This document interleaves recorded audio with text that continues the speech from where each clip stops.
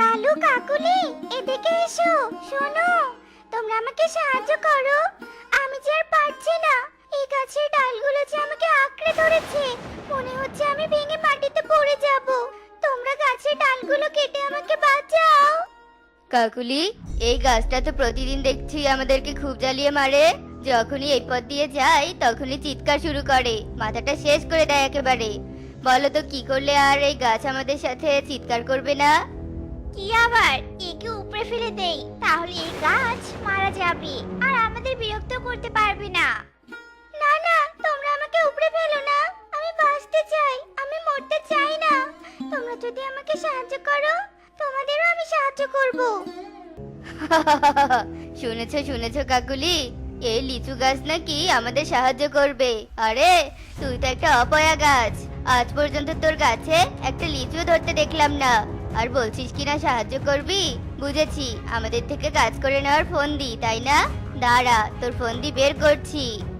এই বলে কালু আর কাকুলি গাছটিকে উপড়ে ফেলে সেখান থেকে চলে যায় আর গাছটি কাঁদতে থাকে।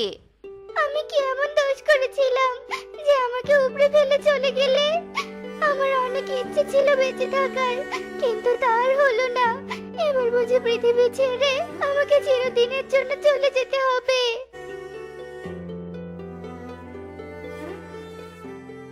মা টুকি, মনে হচ্ছে কেউ বিপদে পড়েছে, কিন্তু আশেপাশে তো কাউকেই দেখছি না। তাহলে সাহায্য করব কি করে? মা, তাহলে মনে হয় ভূত এমন করছে আমাদের ভয় দেখানোর জন্য। চলো মা, চলো তাড়াতাড়ি এখান থেকে চলে যাই, নয়তো ভূত আমাদের মামিকে গলা টিপে হত্যা করে ফেলবে। আরে পাগলি, দিনের বেলায় ভূত কোথায় পাবি? দিনের বেলাতে তো ভূত আমাদেরকে দেখে ভয় কাঁপবে, আরো ভয় দেখানোর সাহস পায় ও। আমার মনে হয় কেউ বিপদে পড়েছে, আমি জোরে জোরে বলে দেখি। কে কাছো? কে কাছো এখানে? আমরা তো তোমাকে দেখতে পাচ্ছি না। বলো আমাদের তুমি কোথায়, তাহলে আমরা তোমাকে সাহায্য করতে পারবো। এই তো, এই তো আমি কাচ্ছি। আমি লিচু গাছ মাটিতে পড়ে আছি, তোমাদের পেছনেই আমি। এ কি, তুমি কি করে পড়ে গেলে? আজ তো কোনো ঝড় বৃষ্টি আসেনি। এরপর লিচু গাছ কাঁদতে কাঁদতে সব কথা টুনিকে খুলে বলে। কেঁদো না গাছ, আমি তোমাকে বেঁচে থাকতে সাহায্য করব। এই বনে সব বড় বড় গাছ, আর তার মাঝে তুমি একাই একটা ছোট গাছ, তাই তো বড় গাছের ডালপালা তোমাকে আঁকড়ে ধরেছিল। শোনো, আমি তোমাকে একটা ফাঁকা জায়গায় লাগিয়ে দিব, তাহলে তোমাকে আর কেউ আঁকড়ে ধরবে না। এই বলে টুনি আর টুকি গাছটিকে পিঠে তুলে নিয়ে নদীর পাড়ে যায় আর নদীর পানিতে গাছটিকে লাগিয়ে দেয়। টুনি, তোমার মাথায় তো অনেক ভালো বুদ্ধি আছে। আমাকে তো অনেক ভালো জায়গায় নিয়ে আসলে। এখানে তো আমাকে পানি নিয়ে কোনো চিন্তাই করতে হবে না। আলো বাতাস পানি পেয়ে আমার খুব ভালো লাগছে টুনি। তোমাকে অনেক ধন্যবাদ আমাকে এখানে নিয়ে এসে সুন্দর জীবন দেওয়ার জন্য। হ্যাঁ গাছ, তোমার ভালোভাবে বেঁচে থাকার জন্যই তো আমি বুদ্ধি করে তোমাকে এখানে লাগিয়ে দিলাম। এবার বাড়ি যাই গাছ, পরে আবার দেখা হবে। এরপর টুনি আর টুকি বাড়িতে চলে যায় আর এভাবেই সেই দিনটি কেটে যায়। পরের দিন কালু আর কাকুলি তার ছেলের জন্য বাজার থেকে একটা কেক নিয়ে আসে। বাবা কনক, তোর পছন্দের কেক এনেছি বাজার থেকে। তুই কতদিন থেকে খেতে চাস, তাই আজ নিয়ে এলাম। ভালো করেছো মা, আমি এখন মজা করে কেক খাবো। যাই, টুকিকে দেখিয়ে দেখিয়ে কেক খাই। আচ্ছা ঠিক আছে, যা। আর শোন, ও যদি তোর কাছে কেক চায় তাহলে কিন্তু একটুও দিবি না। দিলে কিন্তু তোকে আর কোনোদিনও কেক এনে দিব না আমি।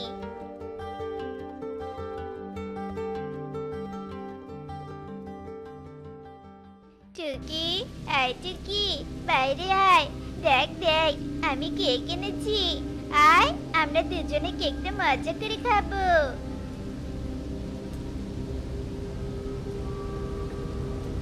মা, কেক এনেছিস? কেক কোথায় পেলি রে? চল চল, আমরা দুজনে একসাথে মজা করে খাই। তুই ভেবেছিস তোকে আমি কেক খাবো? কিছুতেই তোকে আমি দিব না। আমার বাবা মা আমার জন্য কেক এনেছে, তোর জন্য নয়। তোকে তো শুধু দেখাতে এসেছিলাম। তুই দেখ আমি কত মজা করে কেক খাই। কনক, তুমি টুকিকে দেখিয়ে দেখিয়ে কেক খেতে এসেছো কেন? টুকি কি তোমার খাওয়া দেখতে চেয়েছে নাকি? যাও এখান থেকে, যাও বলছি, বাড়িতে গিয়ে কেক খাও। মারে তুই চিন্তা করিস না, আমি তোকে কেক বানিয়ে খাওয়াবো। যাই রেনু দিদির কাছ থেকে দুধ নিয়ে আসি, তারপর তোকে কেক বানিয়ে দিব। দিদি, ও দিদি, বাড়িতে আছো? হ্যাঁ টনি, বলো, কিছু বলবে? দিদি, আমাকে এক গ্লাস দুধ দাও তো, আমার মেয়েকে কেক বানিয়ে দিব গো। এক গ্লাস দুধই আছে, ঠিক আছে, তুমি দাঁড়াও, আমি এক্ষুনি নিয়ে আসছি। এরপর টনি রেনুর কাছ থেকে দুধ নিয়ে বাড়ি চলে আসতে থাকে।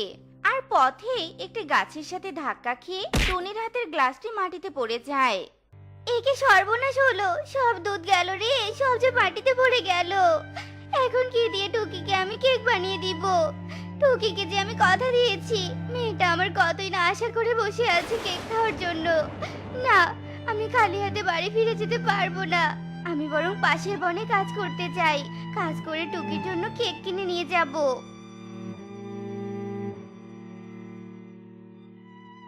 টুনি, ও টুনি, কোথায় যাচ্ছো? আর বলো না গো গাছ, আমার মেয়েটা কেক খেতে চেয়েছে, তাই আমি পাশের বনে যাচ্ছি কাজ করতে। এ বনে দুদিন ধরে কোনো কাজ পাওয়া যায় না, তাই পাশের বনে গিয়ে কাজ করে মেয়েটার জন্য একটু কেক কিনে নিয়ে আসবো। টুনির কথা শেষ হতে না হতেই গাছটিতে অনেকগুলো কেক ধরে। টুনি, তোমাকে অন্য বনে কাজ করতে যেতে হবে না, তুমি আমাকে সাহায্য করেছো, তাই আমিও তোমাকে সাহায্য করছি। এই কেকগুলো নিয়ে যাও আর তোমার মেয়েকে খেতে দাও। এরপর যা থাকবে তা দিয়ে বনে একটা কেকের দোকান দিও, তাহলে তোমার সংসার অনেক ভালোভাবেই চলে যাবে। আর শোনো, এই কেকগুলো খেতে খুব মজার, একবার কেউ খেলে বারবার খেতেই চাইবে। গাছ, তোমাকে অনেক ধন্যবাদ, কিন্তু আমি তো কোনো ব্যাগ নিয়ে আসিনি, তাই আমি বরং বাড়ি থেকে ব্যাগ নিয়ে আসি, আর ব্যাগ নিয়ে এসে তোমার কাছে কেক নিয়ে যাব, কেমন?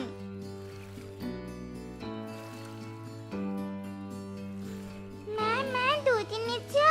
কই, তোমার হাতে তো কিছু দেখতে পাচ্ছি না, তবে কি আমাকে মিথ্যে বলেছো? এরপর টুনি টুকিকে সব কথা খুলে বলে, আর ব্যাগ নিয়ে মা মেয়ে নদীর পাড়ে চলে যায়। আর নদীর ভিতরের গাছের কাছে আসে। এরপর গাছের কেকগুলো ব্যাগে ভরিয়ে বাড়িতে চলে আসে। নে মা, তো যত খুশি ততগুলোই খেয়ে নে। মা, এই কেক খেতে এত মজা কেন? এমন কেক তো আমি কোনোদিন খাইনি। হ্যাঁ রে মা, আমিও খাইনি, গাছ বলেছে এই কেক খেতে নাকি অনেক মজার হবে। যাই হোক, আমাদের খাওয়া তো শেষ হলো, এবার বনে একটা দোকান দেই।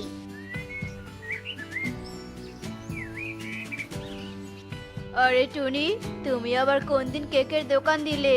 তা আমাকে একটা কেক দাও তো দেখি, খুব খিদে পেয়েছে আমার। কবুতর দাদা, আমি আজকে কেকের দোকান দিয়েছি। আচ্ছা ঠিক আছে, আমি এক্ষুনি তোমাকে কেক দিচ্ছি। আরে বাহ টুনি, তোমার দোকানের কেক তো দেখছি অনেক মজার। এই নাও টাকা, আর বনের সব পাখিকে বলছি যেন সবাই তোমার দোকানের কেক খায়। এরপর কবুতর সেখান থেকে চলে যায়, আর বনের সব পাখিকে টুনির কেকের কথা বলে। আর কবুতরের মুখে এমন মজার কেকের কথা শুনে বনের সব পাখিরাই কেক নিতে চলে আসে।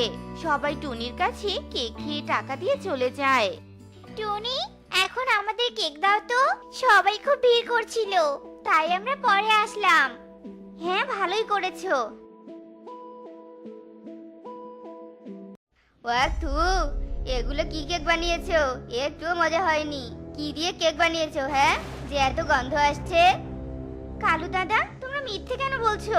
কেক যদি মজার না হতো তাহলে কি আর পুরো একটা কেক তুমি খেয়ে নিতে? একটু মুখে দিয়েই তো ফেলে দিতে, আর খেতে না। বুঝেছি, তোমরা টাকা দিবে না জন্য এসব বলছো।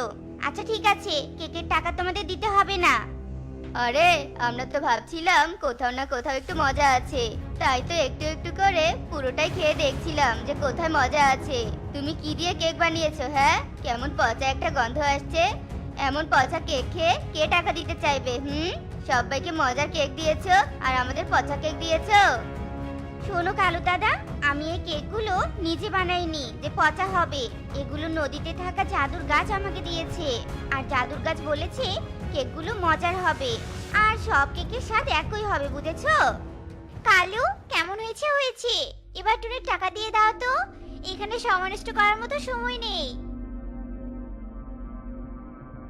কাকুলি দেখেছো কেমন বুদ্ধি করে টুনির পেট থেকে কথাটা বের করলাম। এবার আমরা ওই নদীতে থাকা জাদুই গাছ থেকে কেক নিয়ে এসে দোকান দিব আর টুনির থেকে ধনী হয়ে যাব।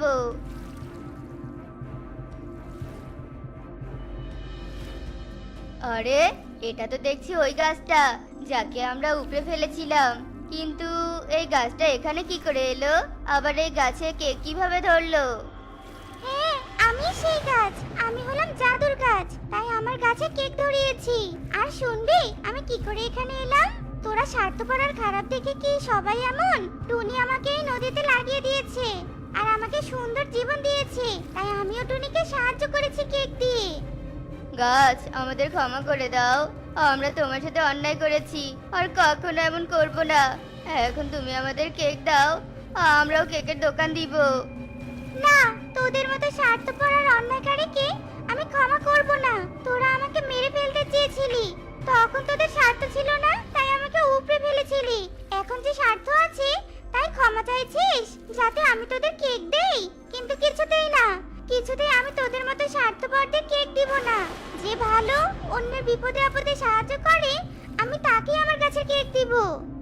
কালু, এই গাছের সাথে আমরা কথাই পারবো না, তাই চলো আমরা জোর করে কেক পেরে নিয়ে যাই। এ কথা বলে কালু আর কাকুলি যেই না গাছে উঠে কেক পারতে, তখনই গাছ থেকে দুটো ডাল বেরিয়ে কালু আর কাকুলিকে অনেক মারতে থাকে। পালাও কালু পালাও, এটা তো জাদুই গাছ, দেখছি সবকিছুই করতে পারে। এখানে থাকলে আমাদের মেরে ফেলবে। চলো তাড়াতাড়ি পালাই। এই বলে কালু কাকুলি সেখান থেকে চলে আসে। আর টুনি মজার মজার কেক বিক্রি করে সুখের দিন কাটাতে থাকে। আকাশটা অনেক কালো, মনে হয় আজকেই বৃষ্টি হবে। বৃষ্টি নামার আগেই বীজগুলো রোপণ শেষ করতে হবে।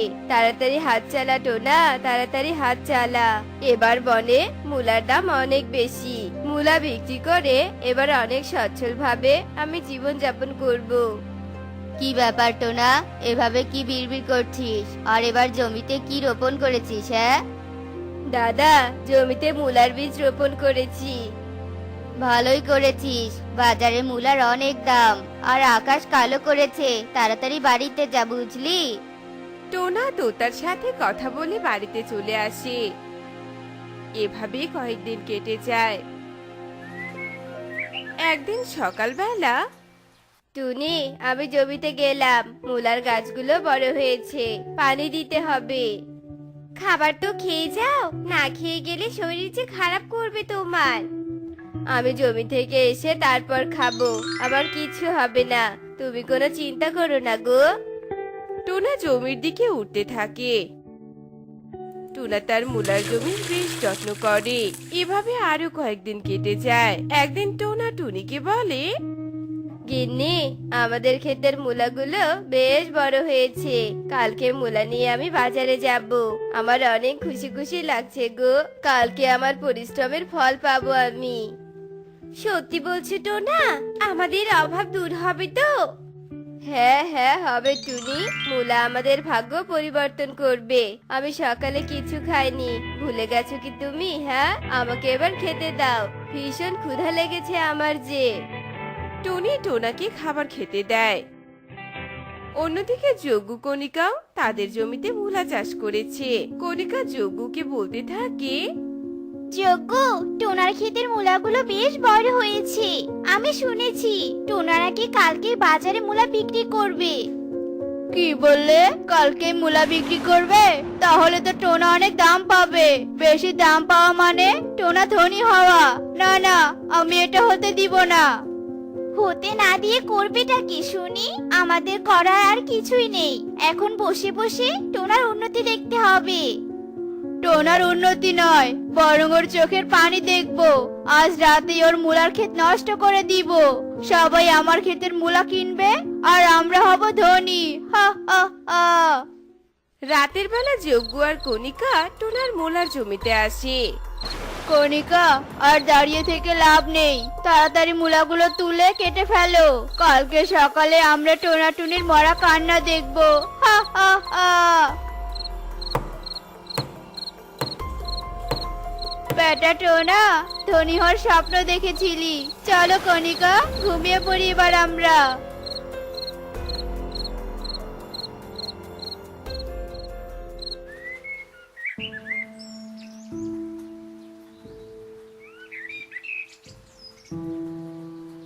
হায় হায় রে, এ কি সর্বনাশ হলো আবার!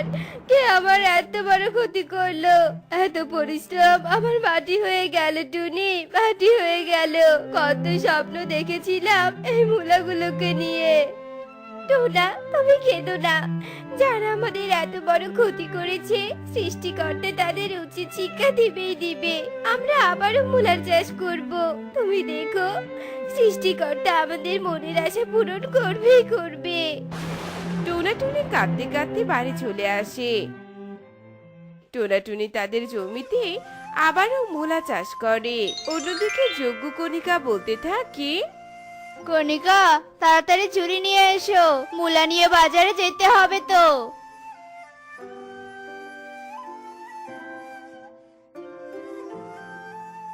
কণিকা, তাড়াতাড়ি মূলাগুলো তুলতে শুরু করো, বাজারে সব কাস্টমার অপেক্ষা করছে তো।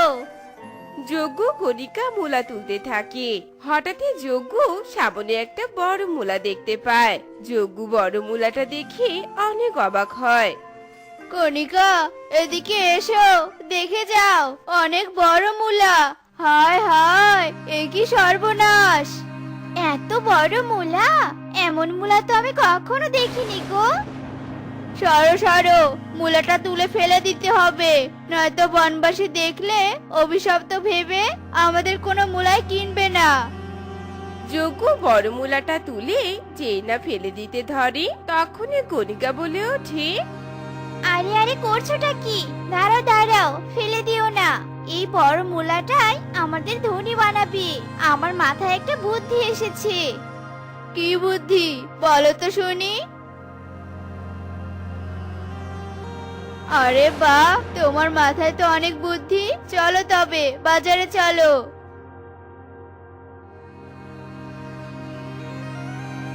এসো এসো, নিয়ে যাও নিয়ে যাও, বড় জাদুই মূলা। যে একবার জাদুই মূলা নিবে, সে কোটিপতি হয়ে যাবে। এসো এসো, নিয়ে যাও নিয়ে যাও। জাদুই বড় মূলা আমি নিব। বলো, এটার দাম কত? 5 লাখ টাকা তোতা। কি, এত দাম? এত টাকা তো আমার সব জমি বিক্রি করলেও হবে না। একটু কম করো দাদা। কোনো কম হবে না। নিতে যখন পাবি না, তখন এখানে এসেছিস কেন?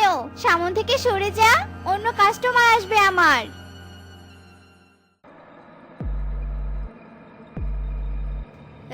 এই, আমি নেব এই জাদুর বড় মূলা। তবে আগে জাদুর মূলার জাদু দেখবো, তারপর। ইগল দাদা, এই জাদুই মূলা দিনের বেলা কোনো জাদু দেখায় না। রাতের বেলা যা চাইবে, এই জাদুর মূলা তাই দিবে। সত্যি বলছিস? তাহলে এই নে টাকা, আর মূলাটা দে। যোগ্য 5 লাখ টাকা। এবার আমরা ধনী হয়ে যাব।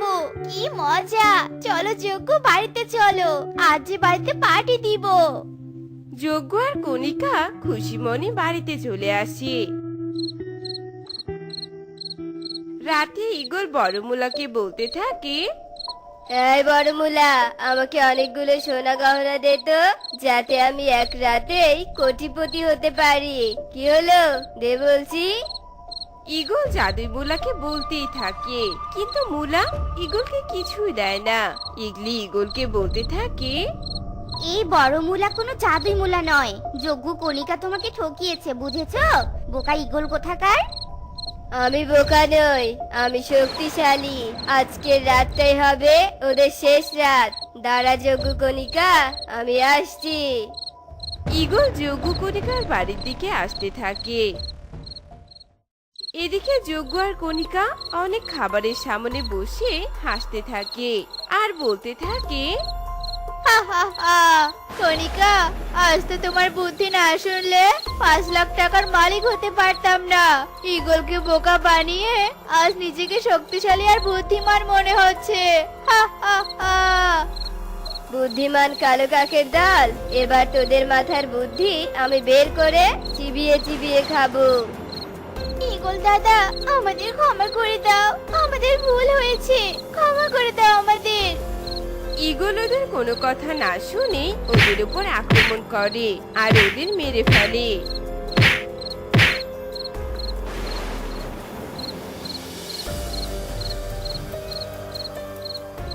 এরপর ঈগল চলে যায় আর অন্যদিকে টোনাটুনি ওদের জমির মূলা বিক্রি করে অনেক সুখী দিন কাটাতে থাকে। বাবা টোনা, যা তো বাজার থেকে একটু ময়দা কিনে নিয়ে আয়, অনেক দিন হলো রুটি খাওয়া হয় না। ঠিক আছে মা, আমি যাচ্ছি, আমি যাব আর আসবো। টোনা মায়ের কথা মতো উড়ে বাজারের দিকে যেতে থাকে।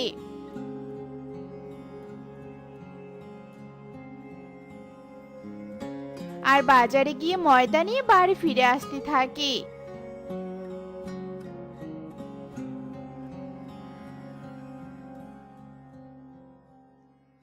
আর তখনই টোনা একটা আপেল গাছকে কাত হয়ে মাটিতে পড়ে থাকতে দেখে।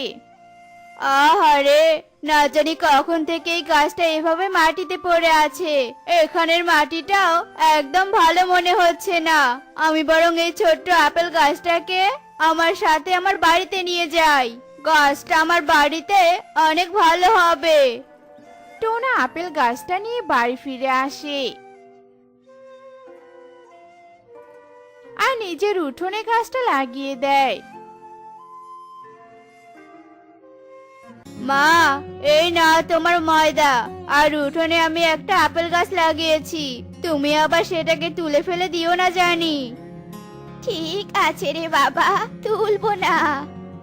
মা, আমাদের কাকলিটা খুব অসুস্থ, আমি একটু দেখেই চলে আসছি। ঠিক আছে, গিয়ে আবার বেশি দেরি করিস না যেন। টোনা এক ছুটে বাড়ি থেকে বেরিয়ে পড়ে আর এদিকে আপেল গাছটি আপনা আপনি একাই বড় হয়ে যায় আর আপেলও ধরে যায়।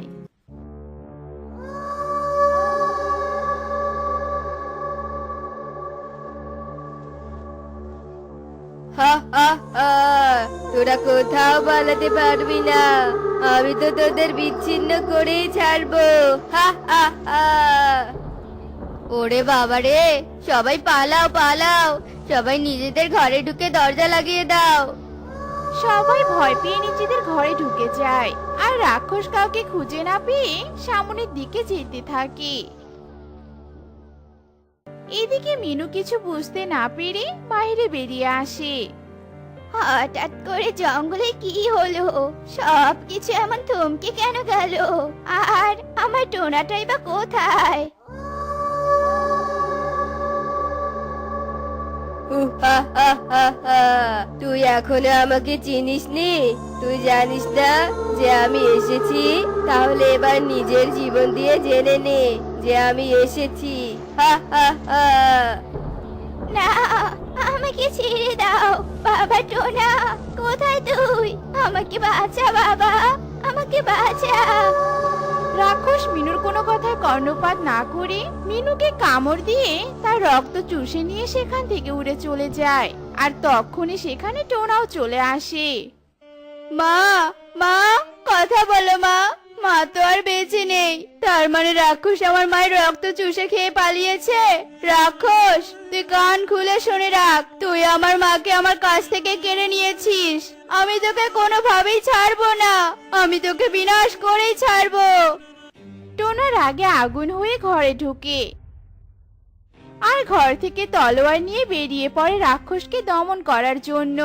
এরপর সব পাখিদের ডেকে বলে, তোমরা সবাই শোনো, আমি রাক্ষসকে পরাজিত করে দমন করার জন্য বেরিয়েছি, তোমরা আমার এই পথের সঙ্গী হও। না না বাবা, এমন অকালেই নিজের প্রাণ আমি বিসর্জন দিতে পারবো না। বান্টি ঠিকই বলেছে, ও তো যখন তখন আমাদের আক্রমণ করতে পারে, আমরা পারবো না। তোর যেতে ইচ্ছে হলে তুই একাই যা রে। এই বলে একে একে সব পাখিরা সেখান থেকে উড়ে চলে যায়। এই দেখে টোনার ভীষণ মন খারাপ হয়। সবাই আমার পাশ থেকে সরে যেতে পারে, কিন্তু তার জন্য আমি কিছুতেই পিছু পা হব না। টোনা হন হন করে সামনে এগিয়ে যায় আর হঠাৎই একটা মেয়ের চিৎকার শুনতে পায়। মনে হচ্ছে চিৎকারটা ওই দিক থেকে আসছে, দেখি তো গিয়ে। মেয়েটা তো অজ্ঞান হয়ে গিয়েছে, একে এক্ষুনি জ্ঞান ফেরাতে হবে। কিন্তু আশেপাশে তো কোনো জলের উৎসও দেখতে পাচ্ছি না, আমি বরং বাড়িতে নিয়ে যাই। টোনা মেয়েটিকে তুলে নিয়ে বাড়িতে ফিরে আসে।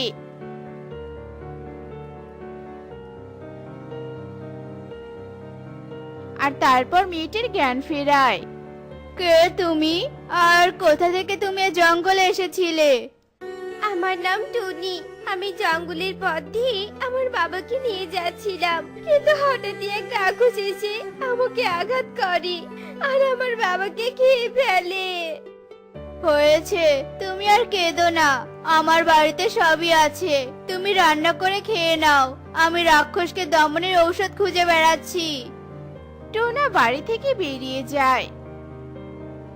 আর টুনি পুরো ঘর পরিষ্কার পরিচ্ছন্ন করে খাবার বানিয়ে টোনার জন্য অপেক্ষা করতে থাকে। এদিকে রাতও হয়ে আসে।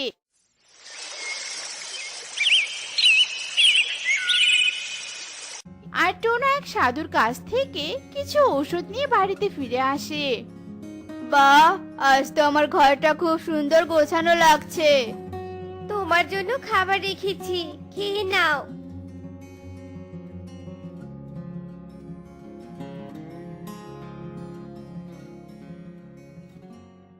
টোনা, তুমি পিছিয়ে যাও আর এর সাথে আমাকে মোকাবেলা করতে দাও। টুনির কথা শুনে টোনা অবাক হয়ে যায় আর টোনা পিছিয়েও যায়। হা হা হা, পেতনি, তুই এই সামান্য পাখিগুলোকে রক্ষা করার জন্য আমার বিরোধী হয়েছিস? তুই তো দেখছি মহাবোকা। শোন, এখনো সময় আছে, আমার সাথে হাত মেলা আর এদের ধ্বংস করতে দে। ধ্বংস তো আমি করবই, আর সেটা হলো তোকে। বারবার তুই আমার শক্তি থেকে বেঁচে যেতে পারবি না। এই দেখ এবার আমি কি করি।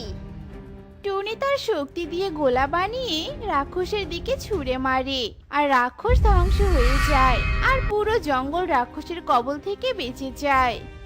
কে তুমি? আমি হলাম এই আপেল গাছের উপর বাস করা আত্মা। আমার চোখের সামনে এত অরাজকতা চলছিল দেখে আমি পাখি রূপে তোর কাছে এসেছিলাম। আমি কারো দুঃখ কষ্ট দেখতে চাই না, আমি চাই সবাই অনেক সুখে থাকুক। সবার ভালো মানেই তো আমার ভালো। এ কারণে এই আপেল গাছ একদিনেই বড় হয়ে গিয়েছিল যা আমি বুঝতেও পারিনি। হ্যাঁ তাই, আমি এই গাছেই থাকবো। তোরা কেউ আমাকে দেখতে পারবি না, শুধু তোদের বিপদে আমাকে দেখতে পারবি রে। তোমার মতো এমন ভালো একজনকে আমাদের বন্ধু হিসেবে পেয়েছি, এটা হয়তো আমাদের সৌভাগ্য। তবে তোমাকে অনেক ধন্যবাদ। এখন থেকে তুইও আর আমাকে দেখতে পারবি না। এই বলে আপেল গাছের ভালো আত্মা অদৃশ্য হয়ে যায় আর টোনা অপলক দৃষ্টিতে তাকিয়ে থাকে। তো বন্ধুরা, আমাদের আজকের গল্পটি তোমাদের কাছে কেমন লেগেছে তা কমেন্টে জানাতে ভুলো না কিন্তু।